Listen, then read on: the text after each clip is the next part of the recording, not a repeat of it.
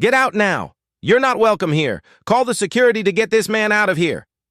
The words boomed across the showroom, the manager's voice cracking like thunder in the tense air.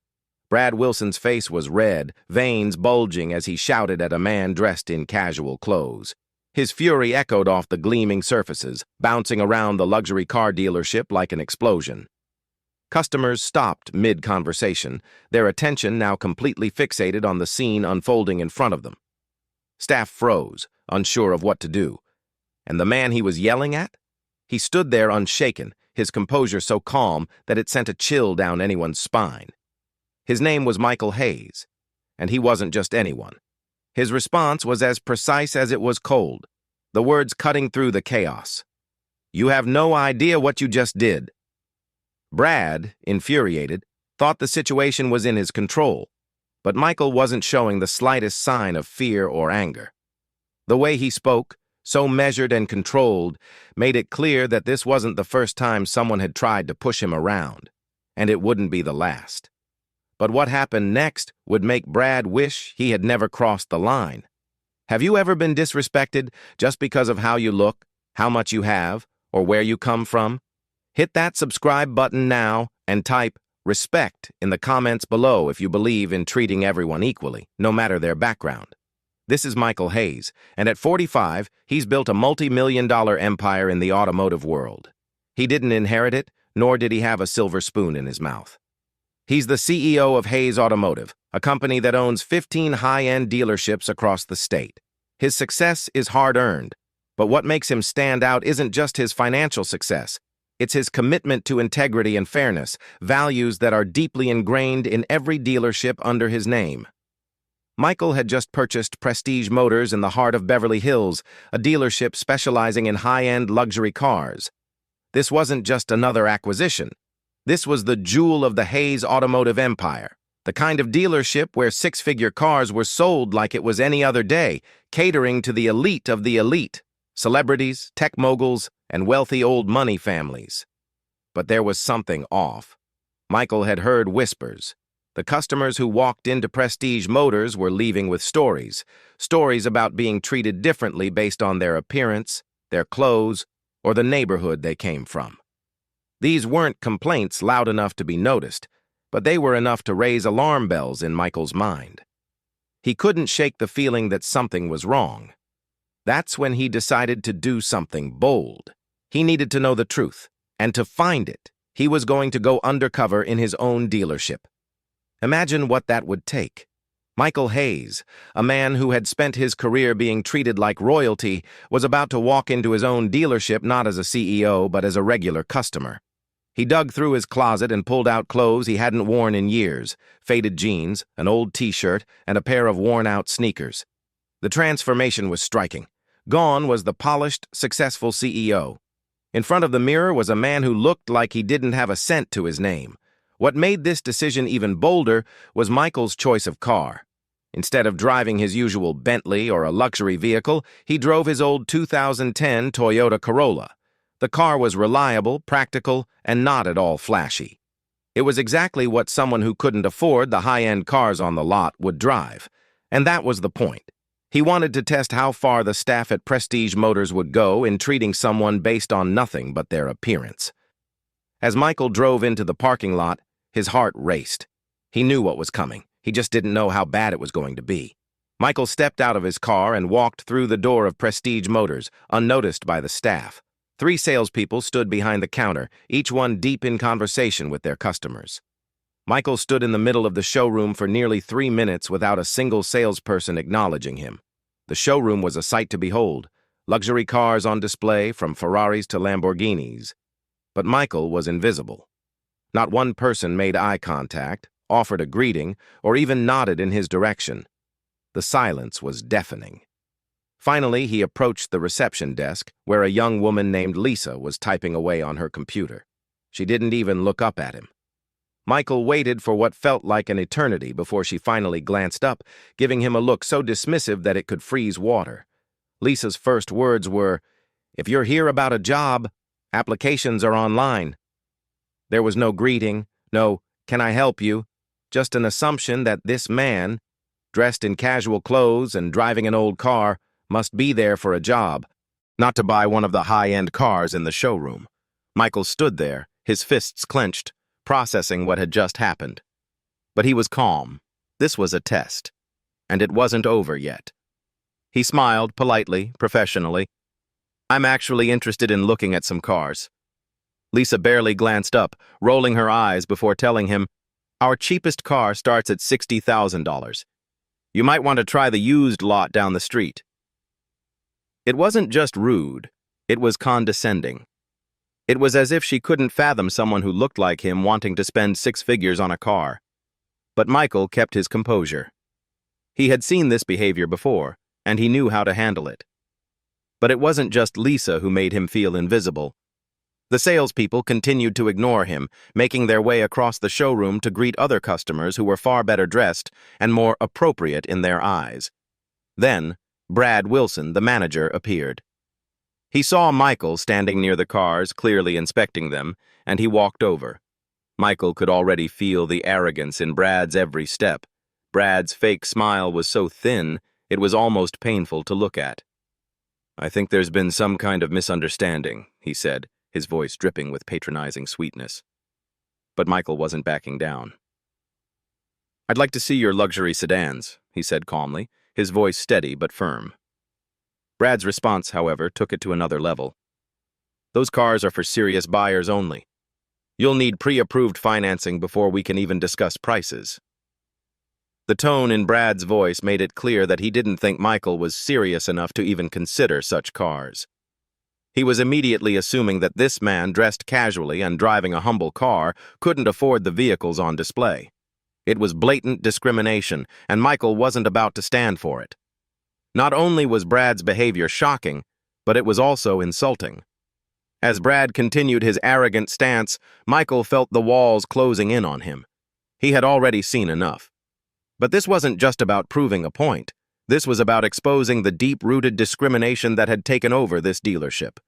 Michael, who had built an empire from the ground up, knew that sometimes you had to make a stand for what's right, especially when the people who are supposed to uphold the values of a business are the ones who violate them. Brad's dismissive behavior only intensified as Michael continued to calmly ask to see the luxury sedans. Brad, who had always been the one to treat the wealthy clientele with red carpet treatment, was now doing the opposite with Michael. "You'll need to show proof of funds before we even entertain the idea of showing you a car," Brad said, his tone dripping with condescension. He wasn't even trying to hide his blatant disrespect anymore. He assumed that Michael couldn't afford the cars he was asking about simply because he wasn't in a suit and didn't fit the customer profile Brad had in his mind. Michael stood there for a moment, gathering his thoughts. The situation was absurd, but he knew he had to keep his calm. He could feel the anger bubbling up inside him, but he wasn't going to let it show. Instead, he had to act. "Okay, Brad," Michael said, his voice like steel. "I'd like to see that BMW sedan over there." Brad's response, a smirk creeping on his face, was one Michael would never forget. "I'm going to need to see 3 forms of identification, proof of income, and bank statements before we can proceed any further. This is our policy for serious buyers," Brad declared loudly, making sure everyone in the showroom could hear. The words hung in the air like a cold, sharp blade. This was no longer just about selling cars. This was about discrimination, prejudice, and bias dressed up as business policy.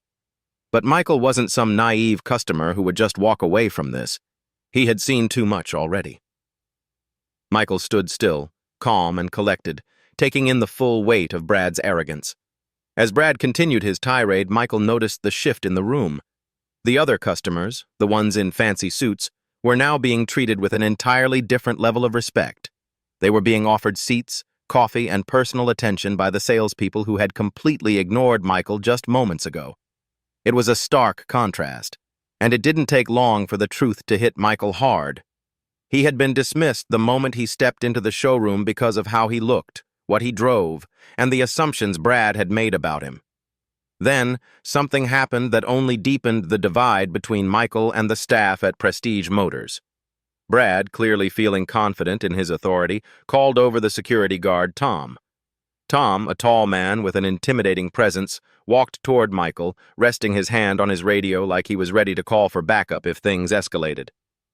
"Just in case," Brad said loudly, enough for Michael to hear.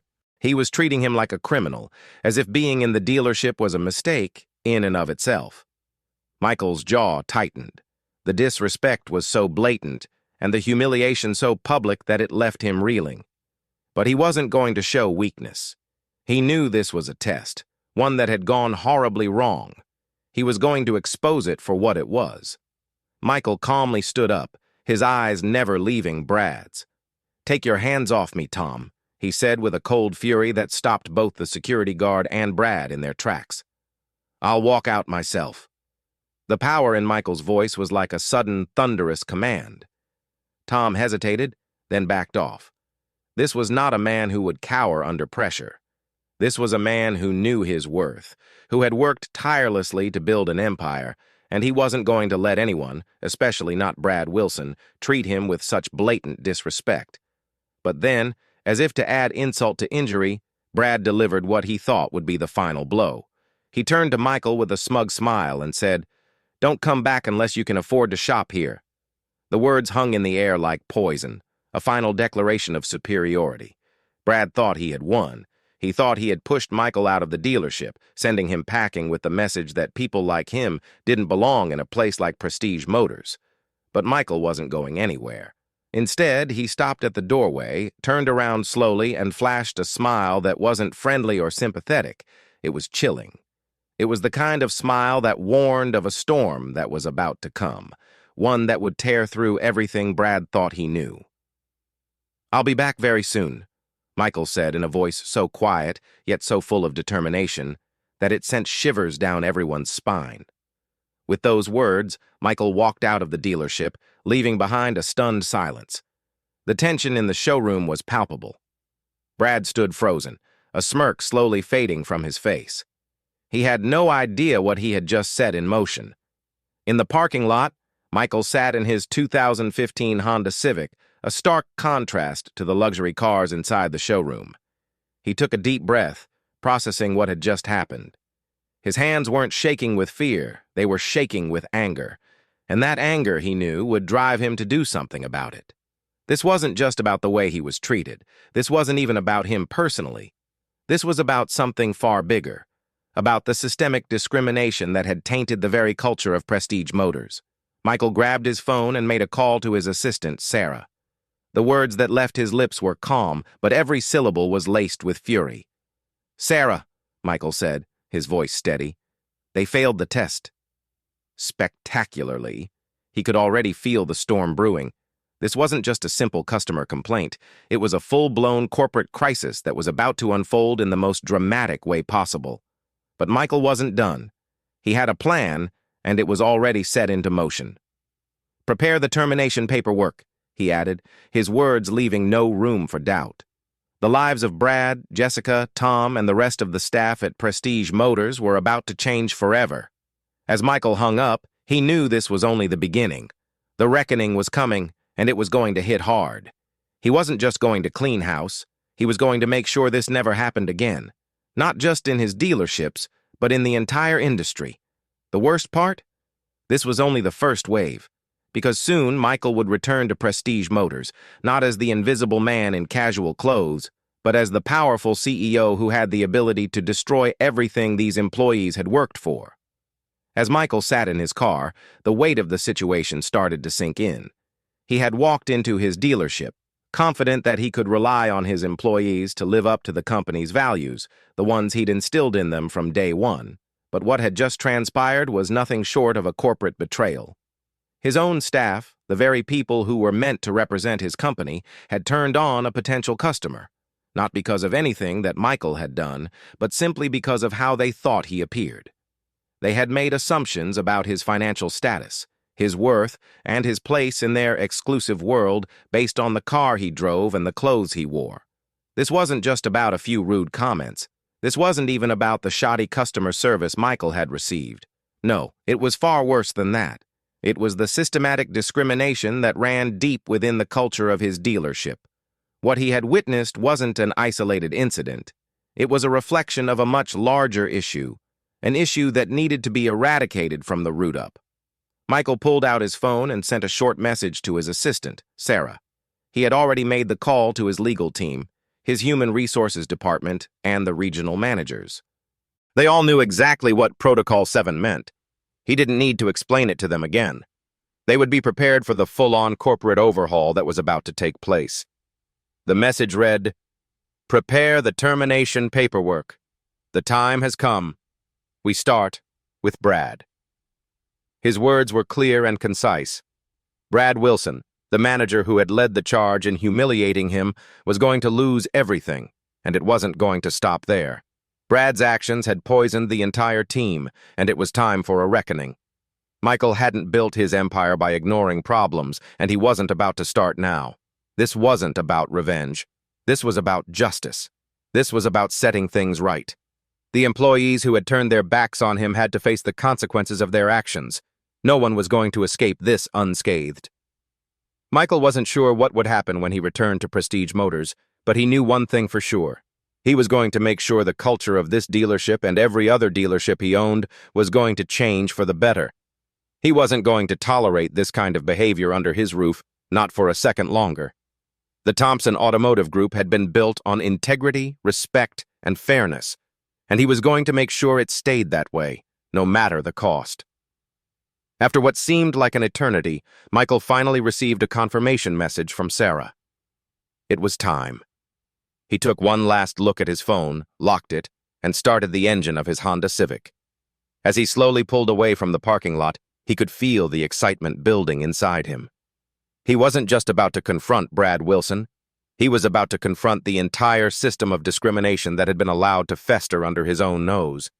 He would return to Prestige Motors soon, but first, he needed to call in reinforcements. He dialed the number of his district manager, Robert Chen, the man who oversaw multiple dealerships across the region. If anyone could help him deal with this crisis, it was Robert. "Robert, it's Michael," he said when the line picked up. His tone was calm, but there was an edge of anger simmering beneath the surface. "We need to have an emergency meeting. This isn't just about Brad or Jessica or Tom. This is bigger than that. We've got a culture problem on our hands, and we need to fix it right now." Robert's response was immediate, but Michael could tell he was rattled. He had been following this situation from the beginning, and now it was spiraling out of control faster than anyone had anticipated. "What are you planning to do, Michael?" Robert asked, his voice tense. "Do we need to call the lawyers?"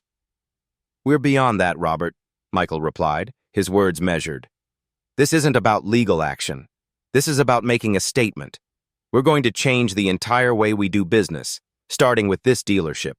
Brad's out, Jessica's out, and Tom is out. But we're not stopping there." Michael could hear Robert's breathing on the other end, a sign that the gravity of the situation was finally starting to hit him.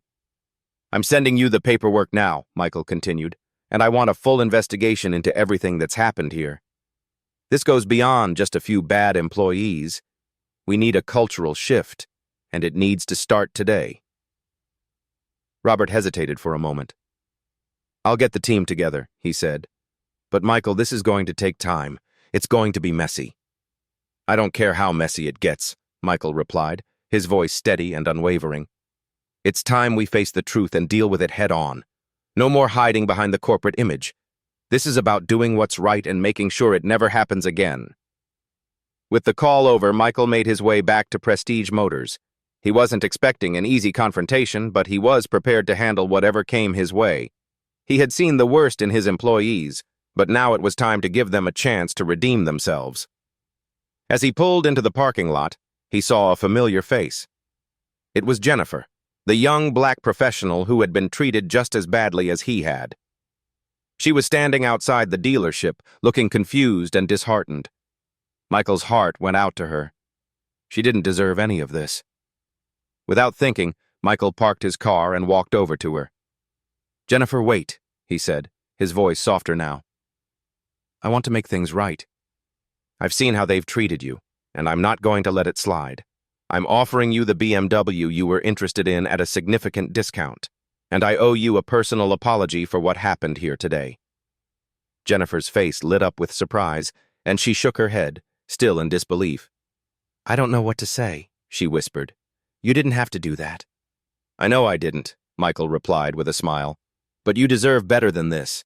You deserve respect, and that's what I'm here to give you today." As Jennifer's eyes filled with tears, Michael made his way inside the dealership, ready to face the staff who had let him down, but he wasn't going to make this easy on them. No, Michael was going to make them earn their redemption, starting with, "But you deserve better than this. You deserve respect, and that's what I'm here to give you today." As Jennifer's eyes filled with tears, the lesson they were about to learn. As Michael entered the dealership, he could already feel the tension building. The atmosphere was thick with anticipation. His employees knew something big was about to happen. The moment he stepped into the showroom, everyone fell silent. He could sense the unease in the air, but he didn't care. This was the moment where the real change would begin, and he was ready to take charge. Brad Wilson was the first person he locked eyes with. The man who had disrespected him and humiliated Zora just hours ago stood at the center of the showroom, still unaware of the storm that was about to hit him. His smug expression, that arrogant attitude that had come from years of thinking he was untouchable, hadn't changed. But it was about to. "Brad," Michael called out in a voice that echoed through the marble floors. "Can I have a word with you?" Brad looked up, his face flushing as he quickly wiped away any trace of the fake smile he had been wearing. "Mr. Thompson, he stammered, but Michael didn't give him the chance to finish. "I don't want to hear excuses," Michael said, walking toward him with slow, deliberate steps. "You've done enough damage today." Brad's eyes widened as he tried to make sense of what was happening. "What are you talking about?" he asked, his voice trembling slightly. "I was just trying to handle the situation." Michael stopped just a few feet in front of him, towering over the smaller man with a calm but deadly presence. "Trying to handle the situation? Brad, you humiliated my customer. You treated her like she didn't belong here. And I'm not talking about just today.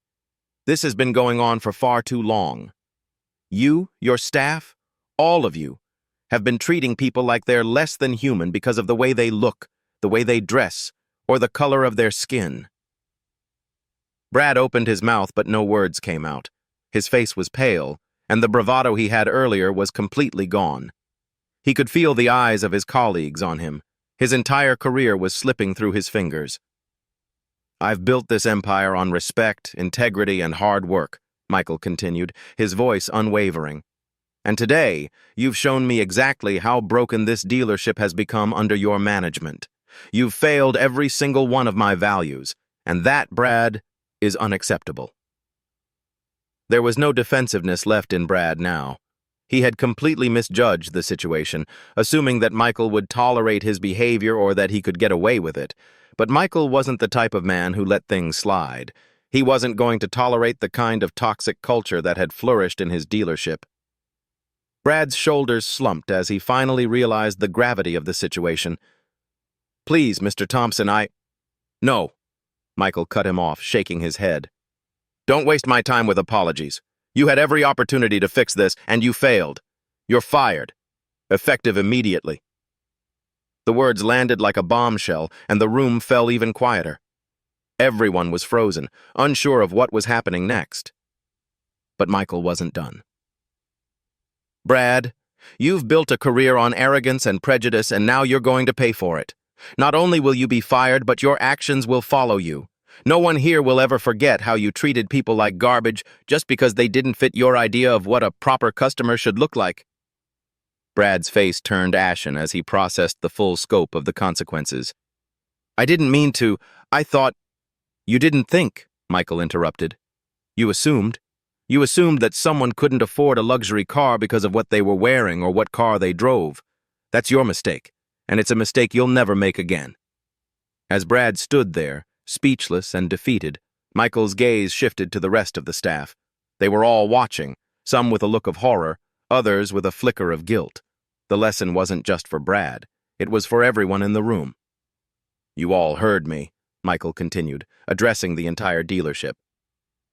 "We run a business that's built on treating everyone with dignity and respect, regardless of what they look like or where they come from. What happened here today was not only wrong, it was completely unacceptable. This culture ends now.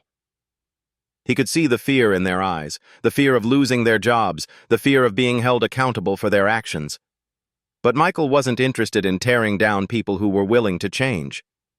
The ones who had acted with integrity, like Sarah, would be given a chance to prove themselves. The rest? They would need to prove their worth in ways they had never imagined. "Sarah, you're now the interim manager of this location," Michael said, turning toward her. "I need you to clean up this mess, and I need you to do it right. If you want to keep your job, you'll make sure this never happens again. You're in charge now, and I expect you to lead by example." Sarah nodded, her eyes wide with surprise but also determination. This was her moment to step up, and she wasn't going to let it slip by. "As for the rest of you," Michael said, his tone colder now, "you'll all be undergoing mandatory diversity training starting tomorrow. I want every single one of you to understand the importance of treating every customer with respect, not just the ones that fit your ideal image. You'll learn how to recognize your biases and how to correct them. And if any of you fail this training, don't bother coming back. We'll be watching." The room was silent, and Michael could see the mix of shock, fear, and perhaps even a bit of relief. They knew things were about to change, and they would either change with it or get left behind. But Michael wasn't finished yet. His eyes narrowed as he turned back to Brad. "You're done, Brad. Clean out your desk. You're not welcome here anymore, and don't bother showing your face at any of my dealerships again." As Brad slowly walked out of the showroom, head hung low, Michael could feel a sense of satisfaction that wasn't rooted in revenge. It was a feeling of justice. He had stood up for what was right, and now the dealership would begin its journey toward redemption. He turned to Sarah and the rest of the team. "We're not done yet. We have a long way to go, but this is where it starts. Change begins now." Michael made sure everyone in the room understood that this moment was not just about one bad employee, it was about changing the culture of his entire company and making sure something like this never happened again. The employees began to shuffle nervously, exchanging glances. Some seemed to accept the challenge, while others looked like they might have been regretting their past behavior. But Michael wasn't concerned with regrets. He was concerned with action. "Sarah, please get the paperwork started for Brad," Michael said calmly. "Then I want to have a meeting with the district managers. This situation affects every dealership we have. We need to get ahead of this." As Sarah moved toward her desk to begin the process of firing Brad, Michael stood tall, looking out over the showroom once more. The journey to fix his company wasn't going to be easy. It was going to take time, effort, and dedication. But Michael Thompson was prepared to do whatever it took to make sure every customer, regardless of appearance, would be treated with respect in his dealerships. And that was just the beginning. As Michael sat in the back office, awaiting the completion of the necessary paperwork to officially remove Brad, he couldn't help but reflect on everything that had just transpired. The day had started with a test, a simple undercover exercise designed to uncover what he had suspected. His employees were not living up to the values of the Thompson Automotive Group. Now, it had spiraled into something much bigger, a reckoning that would change the entire culture of the business. The termination of Brad was just the beginning, but it was crucial. Brad's behavior was symptomatic of a much larger issue, a systemic problem that had been festering for far too long. Discrimination based on appearance, wealth, and race had wormed its way into the dealership's operations, and it was time to root it out. Michael knew he had to take decisive action, and he wasn't going to shy away from it. His company, built on hard work, integrity, and respect, needed to uphold those principles at every level. The employees who had allowed this toxic culture to persist had to be held accountable, and the ones who had treated customers poorly, either through ignorance or indifference, needed to face the consequences. As he waited for the final steps in the process, Michael's phone buzzed. It was Sarah. He quickly picked up the call. "Mr. Thompson, we've got a problem," Sarah said, her voice strained. "I've just received word from HR. The media's caught wind of what happened here. There's already a story circulating online and it's going viral. People are outraged." Michael sighed, but he wasn't surprised. In today's world, nothing stayed hidden for long. It was one of the reasons he had taken immediate action to address the issue. But now, he had a new challenge on his hands, controlling the narrative. "I'll handle it, Sarah. Get ready for the staff meeting in 15 minutes, he replied. As he hung up, Michael leaned back in his chair, trying to organize his thoughts. He was about to face another battle, one that was entirely about perception. The public response to this scandal would be swift, and he knew that how he handled the media would set the tone for the company's future. He had to be transparent, he had to be firm, and he had to show that the Thompson Automotive Group would not tolerate this kind of behavior from anyone, least of all the people he trusted to run his business. He picked up his phone and began typing. His message was clear and concise, intended for both the public and his employees. To all customers and employees of Thompson Automotive Group, what occurred today at Prestige Motors was unacceptable. Discrimination, in any form, is contrary to the values that our company was built on. We are taking immediate and decisive action to ensure that such behavior never happens again. The employees involved in this incident have been removed from their positions, and we are implementing new training programs to ensure that our commitment to equality and respect is upheld at every level of our organization. We will be making further announcements in the coming days about the steps we're taking to improve our customer experience and company culture. Thank you for your understanding and your continued support. Michael Thompson, CEO. He read over the message a few more times, adjusting the tone to strike the right balance between authority and empathy. After a final glance, he hit send. The message would go out to the media, his employees, and everyone who had been affected by the situation. It was time for them all to understand that this wasn't just about cleaning up a mess. It was about rebuilding the foundation on which the company had been built. With the message sent, Michael made his way to the showroom floor where his employees were already gathering for the meeting. It was time to confront the reality of what had happened and to start the healing process. But this meeting wasn't going to be about assigning blame or airing grievances. It was going to be about moving forward, about making the dealership a place where every customer, regardless of their appearance or background, could walk through the doors and feel welcome. As he stepped into the room, Michael took a deep breath and addressed the team. They all stood quietly, their eyes nervously shifting from one person to the next. They knew this was coming.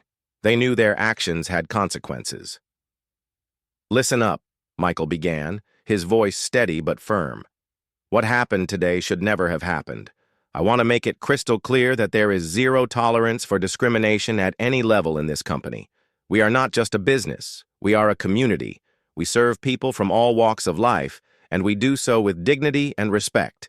If you can't get behind that, then you have no place in this company." He could see the tension in the room, but he wasn't backing down. He needed to make them understand. "We're going to change. We are going to start by overhauling how we do business here. The kind of behavior that we witnessed today will not be tolerated. And anyone who's involved in creating or perpetuating that environment will be held accountable." Michael looked directly at the employees who had been involved in the incident, the receptionist, Jessica, the salespeople, and the security guard, Tom. "Brad, Jessica, Tom," he continued, "I'm afraid you're all done here. Pack your things. You're no longer part of this company. Effective immediately." The shock in their faces was evident. Jessica's eyes widened, and her hand flew to her mouth as though she had been slapped. Brad's face, once full of arrogance, now looked like he had been struck by a freight train. He opened his mouth to protest, but Michael cut him off. "I've already spoken with HR. Your actions today were not just unethical. They were a violation of every principle this company stands for. You will be escorted out of the building by security." The others in the room watched in stunned silence as Brad, Jessica, and Tom made their way out, their heads hung low in shame. There was no arguing, no pleading. There was nothing they could say that would change Michael's mind. After they had left, Michael turned back to the remaining employees, many of whom looked both relieved and fearful. It was clear that they had just witnessed the consequences of treating people badly, and Michael could see that some of them were processing the gravity of the situation. "Now, the rest of you," Michael said. "This is your chance to prove that you understand the gravity of what happened. This isn't just about firing people. It's about changing the culture of this dealership. And we're going to do that together. We're going to start with new training programs. You'll all be required to undergo diversity and customer service training. This will be a mandatory part of your job going forward. I expect each of you to take this seriously. We can't afford to lose sight of what matters, treating our customers right, no matter who they are, where they come from, or what they look like. Michael paused for a moment, looking at the employees before him. The next few months will be difficult, but we are going to rebuild this dealership, and we're going to do it the right way. If you're with me, then let's get started. There was a long silence as the employees digested his words. Slowly, a few of them nodded. They knew that this wasn't just about their jobs, it was about something much bigger: their integrity, their values, and their future. All right then, Michael said, his voice resolute. Let's move forward. We have a business to rebuild. And just like that, the transformation began. It wasn't going to happen overnight, but Michael Thompson was committed to making it happen. The Thompson Automotive Group wasn't just a business. It was a reflection of who he was and what he believed in. And now, more than ever, he knew that doing the right thing was the only thing that mattered. As Zora sat in her car, reflecting on the events that had transpired inside Prestige Motors, she allowed herself a moment of silence. The adrenaline of the confrontation had worn off, and now what lingered was the calm assurance that she had made the right decision. The dealership, a business she had nurtured for years, had just faced a monumental shift, one that would affect the lives of the people involved and set the tone for what was to come. She had no illusions. This wasn't about punishing a few bad employees. This was about transforming the very culture of her business, about showing the world that Thompson Automotive Group wouldn't tolerate anything less than respect and integrity at every level. Sitting in her Honda Civic, the very same car that had served as a symbol of her humble beginnings, Zora allowed herself a brief moment to reflect on her journey. From the days of scraping together money to buy her first used car lot to now running 12 dealerships across the state, she had built Thompson Automotive Group from the ground up. Every day she had shown up with one goal: to prove that excellence wasn't defined by wealth, appearance, or race. It was defined by character, work ethic, and the way people treated each other. But today had been a gut punch. She had seen with her own eyes the ugliness of discrimination that had been allowed to fester in the very company she had built. The humiliation she had endured in the showroom wasn't personal, it was institutional. It was the result of an environment where wealth and appearance were used as the measuring sticks for a person's worth. Zora knew it wasn't just about one bad day or one misguided employee. It was a pattern that had poisoned her business. And it was time to fix it, to set things right, even if it meant tearing down what had been built and rebuilding it from the ground up. Zora's phone buzzed, and she answered without hesitation. It was Sarah again. "Zora, we've received the final termination papers for Brad, Jessica, and Tom," Sarah said, her voice steady but with a tinge of nervousness. "What now?" "Now, we act," Zora replied. "Make sure that the corporate restructuring is finalized and get the new diversity training program rolled out by the end of the week. I want every employee, from the newest receptionist to the senior managers, to undergo this. We will create a new standard, one that doesn't just talk about respect, but actually lives it." Zora paused for a moment, taking a deep breath. "We'll also need to start reviewing the hiring practices. I want a new framework in place that focuses on character, not appearances. This isn't about being politically correct. It's about doing what's right. No one should ever feel the way I did in that showroom again." Sarah was quiet for a moment, then spoke with conviction. "We'll get started right away, Zora. You know I've got your back. We'll make this right." Zora smiled softly, a rare show of emotion. "Thanks, Sarah. I appreciate it." As Zora hung up, she looked out the window at the bustling streets of Beverly Hills, the irony not lost on her. Here she was, sitting in a modest car, while just a few hundred yards away, her dealership sold cars worth more than most people's entire lives. It was the perfect microcosm of what had gone wrong at Prestige Motors. a world where outward appearances were everything and character was an afterthought. But Zora wasn't about to let her success be defined by wealth or status. She would rebuild, yes, but more importantly, she would ensure that the culture of her business reflected the values that had gotten her here in the first place. As Zora drove back to her office, she was already thinking about the next steps. The changes needed to be swift, decisive, and far-reaching. She knew there would be resistance. Change always faced resistance, but she was determined to make it happen. Zora was no stranger to challenges.